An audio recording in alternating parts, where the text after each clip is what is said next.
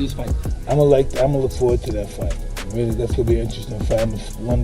I'm going towards Tyson Fury because I think he's just gonna overpower him. He's gonna catch up with him and overpower him. That's what I think. I could be wrong. In a recent audacious forecast, Mike Tyson selected Tyson Fury to defeat Oleksandr Usyk in May. Eddie Hearn, an 18th British boxing promoter, likewise predicted that the Gypsy King would prevail in this match, but he had an intriguing thought. I think Tyson Fury wins the fight. I mean, it all depends on if what we saw in the Ngannou fight was just him not taking it seriously, or, you know, if it was him. In addition, veteran professional boxer Carl Frampton named Tyson Fury his favorite and offered some guidance to the WBC heavyweight champion. And try and bully him. Usyk will be trying to move, he'll be trying to pot shot, his footwork is brilliant. But if I'm Team Fury, I'm saying be aggressive from the start and kind of just force the fight. The boxing world strongly believes that Fury will prevail in this match, but what did they have to say? Will the Gypsy King have an easy time winning? Stay tuned to discover out in this video.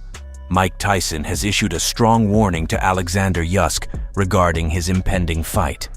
The heavyweight boxing legend believes that Fury will prevail over Usyk, and he is aware of the risks that fighters in this division face. Tyson also plans to warn Usyk before the big fight. It's worth noting that most people in the boxing world believe that the Gypsy King will win this fight, so Mike Tyson's prediction may not come as a surprise. Additionally, Mike Tyson may also favor the Gypsy King, as the two had some interactions with the WBC heavyweight champion prior to Fury's fight against Francis Ngannou last year. Given his lack of knowledge of the Ukrainian boxer, Mike Tyson's forecast was likely impacted. Speaking of the Gypsy King, he stated in his interview that he was confident he would overcome USYK on Saturday night. Fury stressed the stark reality and simplicity of boxing, reducing it to just two men wearing boxing gloves. He underlined that, despite the excitement surrounding major events, the fight is fundamentally simple, with significant personal stakes for both fighters who are earning their biggest paychecks and having families waiting at home. Fury asserted that in the end, the outcome is irrelevant because of the excitement the fight creates, and that the fans are the real winners because of this. He also emphasized his indifference to public opinion and expectations from outside sources, saying that supporting his family comes first. You know, it is what it is. Someone's opinion again, isn't it? Because to me, I'll always be number one. I'll be number one in here and number one in here, or even when I'm 60. When asked about the specifics of how he plans to win the fight, Fury remained nonchalant, indicating that his strategy would be determined in the ring based on Usyk's style and the fight's development. He confidently stated his readiness and his constant focus on victory, regardless of the circumstances or the opponent's tactics. Fury also talked about his own mindset and legacy in the sport. He declared himself perpetually the number one in the heavyweight division, irrespective of official titles or general consensus. When questioned about his strategy for the impending battle, Oleksandr Usyk, a Ukrainian boxer, responded calmly and strategically, highlighting his readiness and a well-thought-out plan for success. Usyk made the decision to withhold the details of his approach, implying merely that it was a well-considered tactic intended to manage Fury's special style and talents. Saturday is special day because я буду иметь. I will have opportunity second time on this. Usyk characterized the fight as an opportunity to make history with the extra responsibility and excitement of perhaps winning 4 titles. He acknowledged the match's historical significance for both himself and his native Ukraine. Usyk thanked his supporters and the Ukrainian soldiers. He also reflected on the larger context of his fight outside of the ring.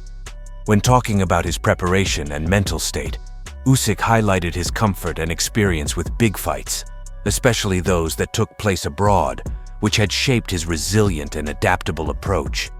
He also noted the difference in this fight, describing it as a new performance, indicating his anticipation of adapting to whatever the fight might require. Ben Davidson, Anthony Joshua's trainer, also dissected the bout and offered his thoughts on the two fighters. Davidson, who has followed Fury's journey from the start, highlighted that Fury's prowess in the ring is not dependent on his physique. He pointed out that Fury can fight successfully whether he is heavier or lighter, indicating that his fluctuation in performance is not always related to his weight. Some fights he's been lighter, performed well. Some shapes he's been lighter and performed not so well. Sometimes he's been heavier, performed well. Sometimes he's been heavier and not performed so well. So don't think the weight is the thing that people should. Davidson declined to predict the fight's result, emphasizing the high caliber of both fighters. Instead, he proposed that the fight would flow and require adjustments from both fighters, which would make the match especially interesting because both Fury and Usyk can change their tactics mid-fight. Davidson also addressed concerns about Fury's footwork, dispelling the myth that Fury has trouble with it and fights from the back. Davidson emphasized how effective Fury's back-pushing style had been in his fights with Deontay Wilder, and expressed faith that Fury was ready for anything, including the prospect that Usyk may adopt a more defensive stance. Davidson presented the fight as a high-stakes, evenly matched match that would captivate boxing fans because of the fighters' skill levels and tactical acumen. He also highlighted the fight's significance in the boxing world and its potential to produce an engaging spectacle because of the tactical chess match that is expected to occur between two of the sport's greatest boxing icons. In addition, Roy Jones Jr. offered his thoughts, highlighting the relevance and importance of this bout. He explained how recent events in the heavyweight class, such as surprise defeats by other elite competitors, made the fight the most intriguing and relevant.